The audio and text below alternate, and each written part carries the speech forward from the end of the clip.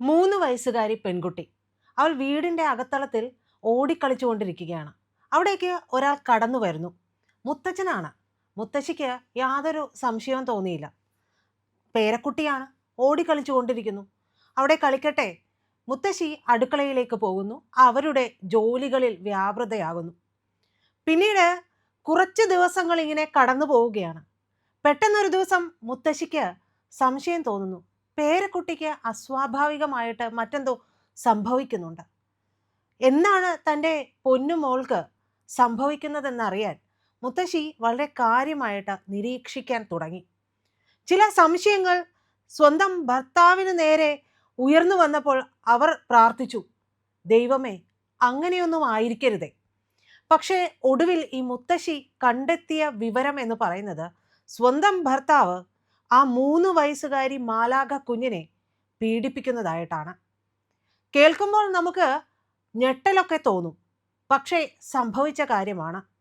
പൂനെയിൽ സംഭവിച്ച വിവരമാണ് ഈ പറഞ്ഞത്. തൻ്റെ ഭർത്താവ് തൻ്റെ പേരക്കുട്ടിയെ പീഡിപ്പിക്കുന്നതറിഞ്ഞ് അവളെയും എടുത്ത് മാറോട് ചേർത്തുകൊണ്ട് ആ മുത്തശ്ശി ഓടിയെത്തിയത് ഒരു NGOയിലാണ്.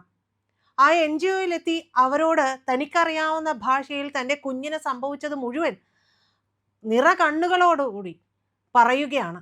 ഒടുവിൽ ആ NGOയിലുള്ള നല്ല മനുഷ്യരൊക്കെ ചേർന്നുകൊണ്ട് ഇവരെ കൊണ്ട് പരാതി കൊടുപ്പിക്കുന്നു. അങ്ങനെ ഈ മുത്തശ്ശൻ എന്ന് അവനെ വിളിക്കാൻ കഴിയില്ല, ആ ക്രൂരൻ അറസ്റ്റിലാവുകയാണ്. ഈ മുത്തശ്ശിയുടെ കൂടെ താമസിച്ചു കൊണ്ടിരുന്ന കുട്ടിയുടെ അമ്മയും അച്ഛനും കുറേ നാളുകളായിട്ട് അവരുടെ ഒപ്പമില്ല എന്നുള്ളതാണ് ഏറ്റവും വേദനാജനകമായിട്ടുള്ള കാര്യം. നോക്കൂ, ഈ കഴിഞ്ഞ ഏപ്രിൽ 16-നും 25-നും ഇടയിലാണ് ഈ ക്രൂരൻ ഈ കൊച്ചു പെൺകുട്ടിയെ ലൈംഗികമായിട്ട് പീഡിപ്പിച്ചതെന്നാണ് പോലീസ് റിപ്പോർട്ടുകൾ പ്രകാരം മനസ്സിലാക്കാൻ കഴിയുന്നത്.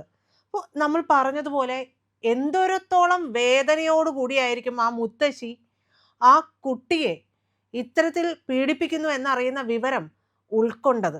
തൻ്റെ ഭർത്താവാണ്. എന്നാൽ ഇയാളെക്കുറിച്ചുള്ള വിവരങ്ങൾ ഞെട്ടിക്കുന്നതാണ്. ഇയാൾ ഇതിനു മുമ്പും പലതരത്തിലുള്ള ക്രിമിനൽ കുറ്റങ്ങളിൽ ഏർപ്പെട്ടിട്ടുള്ള ആളാണ് എന്നാണ് റിപ്പോർട്ടുകൾ പ്രകാരം മനസ്സിലാക്കാൻ കഴിയുന്നത്. എന്നാൽ സ്വന്തം പേരക്കുട്ടിയോട് ഇത്തരത്തിൽ പെരുമാറുകയില്ല, അല്ലെങ്കിൽ തങ്ങൾക്ക് പോകാൻ മറ്റെങ്ങുമില്ല എന്നുള്ള ഒരു തോന്നലിൻ്റെ അടിസ്ഥാനത്തിലാകും തൻ്റെ കണ്ണിമ വെട്ടാതെ ആ പൊന്നു മോളെ ആ മുത്തശ്ശി നോക്കിക്കൊണ്ടിരുന്നത്. ഈ കുഞ്ഞിൻ്റെ അമ്മയുടെ അമ്മയും അച്ഛനുമാണ്. അപ്പോൾ അമ്മയുടെ മാതാപിതാക്കൾക്കൊപ്പമാണ് അമ്മയും കുഞ്ഞും താമസിച്ചു കൊണ്ടിരുന്നത്. കുട്ടിയുടെ പിതാവിൻ്റെ മദ്യപാനവും തർക്കവും കലഹങ്ങളും ഒക്കെ കാരണം അമ്മ കുറച്ച് വർഷങ്ങളായിട്ട് ഇവർക്കൊപ്പമാണ്, സ്വന്തം മാതാപിതാക്കൾക്കൊപ്പമാണ് താമസിച്ചു കൊണ്ടിരുന്നത്. ഈ വിവരം സ്വന്തം മകളെ അറിയിക്കാൻ ആ അമ്മ വെട്ട പാട്, ആ അമ്മയുടെ വേദന, അത് നമ്മൾ മനസ്സിലാക്കണം. തുടർന്ന് സ്വന്തം അച്ഛനാൽ സ്വന്തം കുഞ്ഞ് പീഡിപ്പിക്കപ്പെട്ടു എന്നുള്ള വിവരം ആ മകൾ അറിയുമ്പോഴുണ്ടായിട്ടുള്ള ബുദ്ധിമുട്ട്, അവർക്കുണ്ടായിട്ടുള്ള ട്രോമ എന്ന് പറയുന്നത് നമുക്കൊന്നും ചിന്തിക്കാൻ പോലും കഴിയില്ല എന്നുള്ളതാണ്. ഇത്തരത്തിലുള്ള ക്രൂരന്മാർക്കിടയിൽ തന്നെയാണ് പലപ്പോഴും നമ്മൾ എല്ലാവരും തന്നെ ജീവിച്ചു പോകുന്നത്. പലരും നല്ല വൈറ്റ് കോളർ ജീവിതമൊക്കെ നയിക്കുന്നവരായിരിക്കാം, അല്ലെങ്കിൽ ചുറ്റുപാടും നല്ല പേരുള്ളവരായിരിക്കാം. എന്നാൽ ഇത്തരത്തിലുള്ള ഒരു സ്വഭാവ ഗുണമുള്ള ആളെ ആയിരുന്നില്ല ഭീംറാവു കാംബ്ലെ എന്ന് പറയുന്ന ഈ ക്രൂരൻ. പക്ഷേ മറ്റെവിടേക്ക് പോകാനാണ് തങ്ങൾ ഇയാളെ ഉപേക്ഷിച്ചുകൊണ്ട് എന്നുള്ള ചിന്തയിലായിരിക്കണം ഒരുപക്ഷെ ഈ അമ്മയുടെ അമ്മയും കുഞ്ഞും അയാൾക്കൊപ്പം താമസിച്ചു കൊണ്ടിരുന്നത്.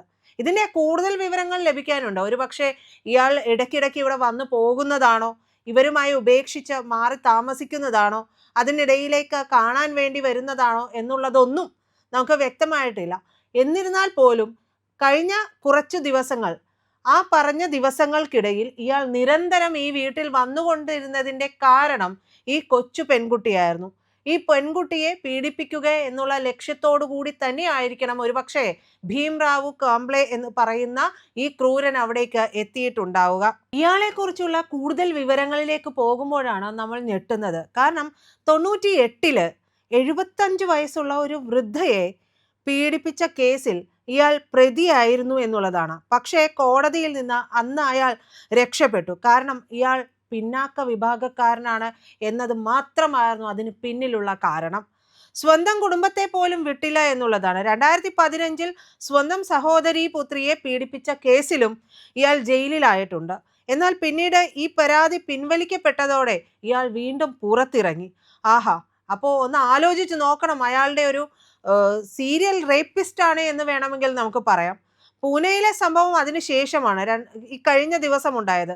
അങ്ങനെ പുറത്തിറങ്ങുന്ന ഈ തൻ്റെ പേരക്കുട്ടിയെ തന്നെ ഇയാൾ പീഡിപ്പിക്കുകയാണ്. അപ്പോൾ ഇത്രയൊക്കെ സംഭവങ്ങൾ ഉണ്ടായിട്ടും ഇയാളെയൊക്കെ അറസ്റ്റ് ചെയ്യുക എന്നുള്ളതിനൊക്കെ അപ്പുറത്തേക്ക് ഇയാൾ വീണ്ടും പിന്നാക്ക വിഭാഗക്കാരനാണ് എന്നുള്ള ഒറ്റ ലേബിളിൽ ഇയാൾ പുറത്തിറങ്ങുമോ? ഇയാൾക്ക് അത് വേണ്ടുന്ന കാര്യങ്ങളുമായി ബന്ധപ്പെട്ട് പുറത്തിറങ്ങാൻ സാധിക്കുന്നത് എങ്ങനെയാണ്? ഇയാൾ ചെയ്ത കുറ്റത്തെ എന്തുകൊണ്ടാണ് മുഖവിലയ്ക്ക് എടുക്കാത്തത്? എത്ര പേരുടെ ജീവനാണ്, എത്ര പേരുടെ ജീവിതം വെച്ചാണ് ഇയാൾ ഈ കളിച്ചുകൊണ്ടിരുന്നത്?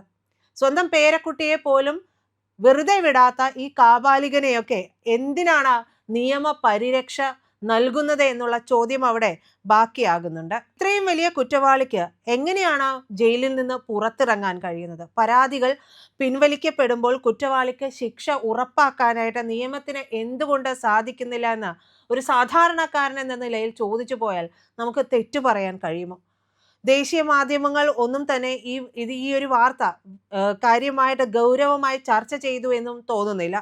പിന്നാക്ക സമുദായക്കാരനായതിനാൽ ഏത് പെൺകുട്ടിയെയും ബലാത്സംഗം ചെയ്യാമെന്നുള്ള തോന്നലുണ്ട്. ഏത് വിധത്തിൽ നിയമത്തിന്റെ ലൂപ്പോളിലൂടെ രക്ഷപ്പെടും എന്നുള്ള ഒരു ചിന്ത ഇയാൾക്കുണ്ടോ? അങ്ങനെ നിരവധി കാര്യങ്ങളാണ്. ഇതിപ്പോൾ ആദ്യത്തെ സംഭവമാണോ എന്ന് ചോദിച്ചു കഴിഞ്ഞാൽ നമുക്ക് അല്ല എന്ന് തന്നെ പറയേണ്ടി വരും. മറ്റു പല സംസ്ഥാനങ്ങളിലായിട്ട് ഇത്തരത്തിലുള്ള സംഭവങ്ങൾ നടക്കുന്നുണ്ട് എന്നുള്ളതാണ്. മുത്തശ്ശിക്ക് അരികിലേക്ക് ഓടിപ്പോയ 4 വയസ്സുകാരിയെ കല്ലുകൊണ്ട് ഇടിച്ച് പരിക്കേൽപ്പിച്ച് അതിൻ്റെ ജീവൻ ഇല്ലാതെയാക്കിയ ശേഷം പീഡിപ്പിച്ച 65കാരൻ അറസ്റ്റിലായ വാർത്ത വന്നത് ഇക്കഴിഞ്ഞ ഇടക്കാണ്. 3 വയസ്സുകാരനെ, പെൺകുട്ടിയല്ല, 3 വയസ്സുകാരനാണ്. 3 വയസ്സുകാരനെ ക്രൂരമായി പീഡിപ്പിച്ച മൃതദേഹം സ്യൂട്ട് കേസിൽ ഒളിപ്പിച്ചു. കുറച്ച് വർഷങ്ങൾക്ക് മുമ്പാണ് ആലുവയിൽ സംഭവിച്ച ഒരു കാര്യം. അന്യസംസ്ഥാന തൊഴിലാളിയുടെ 9 വയസ്സുകാരിയായ മകളെ മറ്റൊരു അന്യ സംസ്ഥാനക്കാരൻ തട്ടിക്കൊണ്ടുപോയി പീഡിപ്പിച്ച് കൊലപ്പെടുത്തി. എന്നിട്ട് ആലുവ മാർക്കറ്റിനുള്ളിൽ ചേറ് നിറഞ്ഞ ഒരു സ്ഥലത്ത് കുഴിച്ചിട്ടു. ഇത്തരത്തിലുള്ള നിരവധി സംഭവങ്ങൾ നമ്മളൊന്ന് ഗൂഗിൾ ചെയ്ത് നോക്കിക്കഴിഞ്ഞിട്ടുണ്ടെങ്കിൽ ഇത്തരത്തിലുള്ള പീഡോഫൈൽസിന്റെ ഒരുപാട് വാർത്തകളാണ് വരുന്നത്. സത്യത്തിൽ ഈ നാട് എങ്ങോട്ട് പോകുന്നു എന്നുള്ള ചോദ്യം ബാക്കി നിൽക്കുകയാണ്. കുഞ്ഞുങ്ങളുമായി പുറത്തിറങ്ങാൻ പേടിക്കുന്നവരുണ്ട്. കുഞ്ഞുങ്ങളെ വളർത്താൻ പേടി തോന്നിക്കുന്ന സാഹചര്യം ഉണ്ടാകുന്നുണ്ട്. നമുക്കറിയില്ല നമുക്ക് ചുറ്റും നിൽക്കുന്നവരുടെ മനസ്സിൽ വിഷമാണോ അതോ നന്മയാണോ എന്നുള്ളത്. മാത്രമല്ല ഈ നന്മ മരങ്ങളുടെയൊക്കെ മനസ്സിൽ ഏത് സമയത്താണ് വിഷം കയറുന്നത് എന്നും നമുക്ക് തിരിച്ചറിയാൻ കഴിയില്ല. മനുഷ്യന് പിശാചാകാൻ നിമിഷങ്ങൾ മാത്രം മതിയല്ലോ. അതുകൊണ്ടാണല്ലോ സ്വന്തം കുഞ്ഞിനെ, അതായത് സ്വന്തം മകളുടെ കുഞ്ഞിനെ ഇത്തരത്തിൽ പീഡിപ്പിക്കുന്ന മുത്തശ്ശന്മാരുടെ വാർത്തകളെല്ലാം നമ്മുടെ കൺമുൻപിലേക്ക് വരുന്നത്. നോക്കൂ, ഇത് സവർണനല്ല. നമ്മൾ എന്തെങ്കിലും പറയുമ്പോൾ സവർണ അവർണ വ്യത്യാസങ്ങളൊക്കെ പറയുന്നത് കേട്ടിട്ടുണ്ട്. പക്ഷേ ഇത് അത്തരത്തിലല്ല, പിന്നാക്ക വിഭാഗക്കാരനാണ്, എന്നിട്ടും ഇത് സംഭവിക്കുന്നുണ്ട്. അപ്പോൾ മനുഷ്യന്റെ മനസ്സ് പിശാചായി മാറുന്നതിന് ഇതൊന്നും ഒരു കാര്യമേ അല്ല എന്നുള്ളതാണ് ഇതിൽ നിന്ന് മനസ്സിലാക്കാൻ കഴിയുന്നത്.